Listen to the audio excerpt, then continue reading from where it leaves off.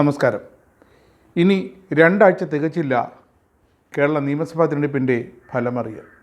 May 4-ന് ഫലമറിയുമ്പോൾ കേരളത്തിൽ ഒരു UDF തരംഗമുണ്ടാകുമോ അതോ LDF ഭരണം നിലനിർത്തുമോ? കടുത്ത ആശങ്ക ഈ വിഷയത്തിലുണ്ടെങ്കിലും വിവിധ സർവേകളും ഏതാണ്ടൊക്കെ കണക്കുകൂട്ടലുമൊക്കെ വ്യക്തമാക്കുന്നത് വിവിധ മണ്ഡലങ്ങളിലെ 140 മണ്ഡലങ്ങളുടെയും ട്രെൻഡും ഒക്കെ വ്യക്തമാക്കുന്നത് ഇത്തവണ BJPയുടെ വോട്ടിംഗ് ശതമാനം നന്നേ കുറയുമെന്നാണ്. കാരണം പലയിടത്തും BJP LDFന് പ്രത്യേകിച്ച് CPM സ്ഥാനാർത്ഥികൾക്ക് ക്രോസ് വോട്ടിംഗ് ഇത്തവണയും ചെയ്തിട്ടുണ്ട്. അത് വട്ടിയൂർക്കാവിലടക്കം റിസൾട്ട് വരുമ്പോൾ വളരെ വ്യക്തമായി മനസ്സിലാക്കുകയും ചെയ്യും. എന്തിനാണ് UDF ഒരു കാരണവശാലും ജയിച്ചു വരരുത്. അതുപോലെ തന്നെ ഡൽഹിയിൽ കേന്ദ്ര സർക്കാരിൻ്റെ നിലപാട് കോൺഗ്രസ് മുക്ത ഭാരതമാണ്. അതുകൊണ്ട് ഇവിടെ CPMൻ്റെ ഒരു LDF സർക്കാർ വീണ്ടും അധികാരത്തിൽ വന്നാലും മോദി സർക്കാരിന്, നരേന്ദ്രമോദിക്ക്, BJPക്ക് യാതൊരു ആശങ്കയോ അലട്ടലോ ഒന്നും ഉണ്ടാകില്ല. കഴിഞ്ഞ 10 വർഷം എങ്ങനെ കാര്യങ്ങൾ മുന്നോട്ട് പോയി അതുപോലെ തന്നെ ഇനിയും കാര്യങ്ങൾ മുന്നോട്ട് പോകുമെന്ന് വ്യക്തം. അവർക്ക് പേടി UDF സർക്കാരിനെയാണ്.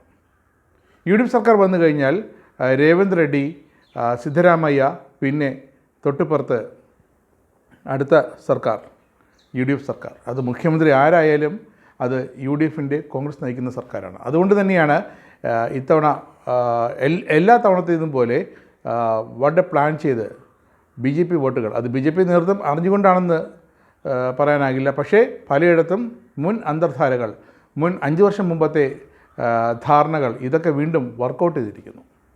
മുസ്ലിം ലീഗിൻ്റെ സ്ഥാനാർത്ഥികളെല്ലാം വളരെ വ്യക്തമായി ഈ ഒരു ക്രോസ് വോട്ടിംഗ് ഇല്ലാതെ തന്നെ ജയിച്ചു വരുമെന്ന് വളരെ വ്യക്തമാണ്. പക്ഷേ അവിടെയും തന്നാൽ കഴിയുന്ന BJP വോട്ടുകളടക്കം അവിടുത്തെ LDF CPM സ്ഥാനാർത്ഥികൾക്ക് മുസ്ലിം ലീഗ് മത്സരിക്കുന്ന മണ്ഡലങ്ങളിലും ക്രോസ് വോട്ടിംഗ് നടന്നിട്ടുണ്ടെന്ന് വ്യക്തമാണ്. അങ്ങനെ വരുമ്പോൾ ഈ ക്രോസ് വോട്ടിംഗ് നടക്കുമ്പോൾ കേരളത്തിൽ എന്താകും സംഭവിക്കുക? BJPയുടെ വോട്ട് ഷെയറും കുറയുകയും ചെയ്യും, LDFൻ്റെ വോട്ട് ഷെയർ കൂടുകയും ചെയ്യും. അങ്ങനെയാണ് ഇപ്പോഴത്തെ വൈപ്പ്, ഇപ്പോഴത്തെ ഇടതുപക്ഷത്തിൻ്റെ ഒരു ധാരണ. ഇടതുപക്ഷവും BJPയും തമ്മിലുണ്ടാക്കിയിരിക്കുന്ന ഡീൽ അതുതന്നെയാണ്. അത് എന്തായാലും മെയ് 4-ന് വളരെ വ്യക്തമാകും. ഇനി അഥവാ നമ്മൾ ഈ പറയുന്നത് പോലെ വലിയൊരു ട്രെൻഡിൻ്റെ ഭാഗമായി UDF സർക്കാർ ജയിച്ച് കയറുകയാണെങ്കിൽ 100+ സീറ്റുകളുമായി, അല്ലെങ്കിൽ 80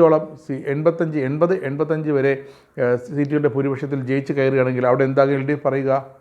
BJPയും UDFും തമ്മിൽ ആ ഡീൽ യാഥാർത്ഥ്യമായിരിക്കുന്നു. പാലക്കാടടക്കം ഉണ്ടായിരുന്ന ആ ഡീൽ യാഥാർത്ഥ്യമായിരിക്കുന്നു എന്ന് പറയും. അത് രാഷ്ട്രീയം. അത് തോൽവിക്കാരൻ്റെ തോൽവി മറച്ചു വയ്ക്കാനുള്ള അയാളുടെ ന്യായ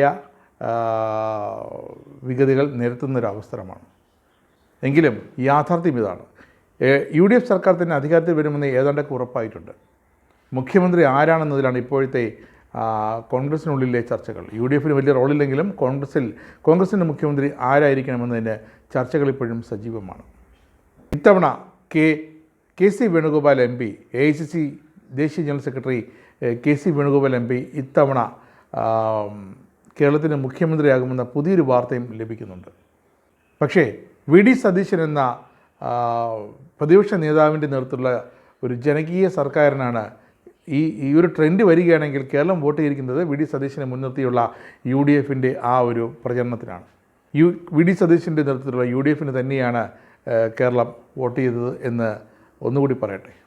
അങ്ങനെ വരുമ്പോൾ പക്ഷേ അതിലൊരു പ്രശ്നം, സർക്കാരിനെ മുന്നോട്ട് നയിക്കാൻ അല്പം കൂടി കരുത്തുള്ള മന്ത്രിമാരെ നിലയ്ക്ക് നിർത്താൻ അല്പം കൂടി കരുത്തുള്ള ഒരു വ്യക്തിയാകണം മുഖ്യമന്ത്രി എന്നാണ് ഹൈക്കമാൻഡ് തീരുമാനിക്കുന്നതെങ്കിൽ KC വേണുഗോപാൽ നറുക്ക് വീഴും. കാരണം മുതിർന്ന തിരുവഞ്ചൂർ രാധാകൃഷ്ണൻ അടക്കം മുതിർന്ന കോൺഗ്രസ് MLAമാർ മന്ത്രിമാരായാൽ സീനിയോറിറ്റി അവർക്കാണ് VD സതീശനേക്കാൾ. അപ്പോൾ മുഖ്യമന്ത്രി എന്ന നിലയിൽ VD സതീശനെ നിയന്ത്രിക്കാൻ ഒരല്പം ബുദ്ധിമുട്ടുണ്ടായേക്കാം. അതിന് VD സതീശൻ്റെ കയ്യിൽ മറ്റൊരു ടെക്നിക്കുമുണ്ട്. ഇപ്പോൾ സതീശനടുത്ത വൃത്തങ്ങൾ പറയുന്നത് VD സതീശൻ മന്ത്രിസഭയാണ് അധികാരത്തിലെത്തുന്നതെങ്കിൽ മന്ത്രിസഭയിൽ മന്ത്രിമാരെല്ലാം ജൂനിയർ മന്ത്രിമാരായിരിക്കും. പുതുമുഖങ്ങൾ നിരവധി പേർ കാണും. സീനിയറായിട്ടുള്ളവർക്ക് സ്പീക്കർ സ്ഥാനമടക്കം നൽകി അവർ തൃപ്തിപ്പെടുത്തും. അങ്ങനെ 2.5 വർഷത്തേക്ക് മന്ത്രിപദം അതടക്കം കോൺഗ്രസിൽ ഇപ്പോൾ സീനിയർ മന്ത്രിമാർക്ക് വേണ്ടി ധാരണയായിട്ടുണ്ട്. VD സതീശനാണ് മുഖ്യമന്ത്രിയാകുന്നതെങ്കിൽ PC വിശ്വനാഥ് അടക്കം അനിൽകുമാർ അടക്കമുള്ള യുവ നേതൃത്വം, നമ്മൾ ഏറ്റവും ചെറുപ്പക്കാർ ജയിച്ച് കയറി വരുന്ന ആ മണ്ഡലങ്ങളിലെ കോൺഗ്രസ് MLA മാർക്കും ഇത്തവണ മന്ത്രിയാകാനുള്ള അവസരം ലഭിച്ചേക്കും. കാരണം വി ഡി സതീശന് പൊതുവെ തൻ്റെ കീഴിൽ നിൽക്കുന്ന ജൂനിയറായിട്ടുള്ള ഒരു വിഭാഗം മന്ത്രിമാരെ നയിച്ചു കൊണ്ടുപോകാനാകും അദ്ദേഹത്തിന് അല്പം കൂടി കഴിവുള്ളത്. മുതിർന്ന നേതാക്കളെ നയിക്കുന്നത് വലിയ ടാസ്ക്കാണ്.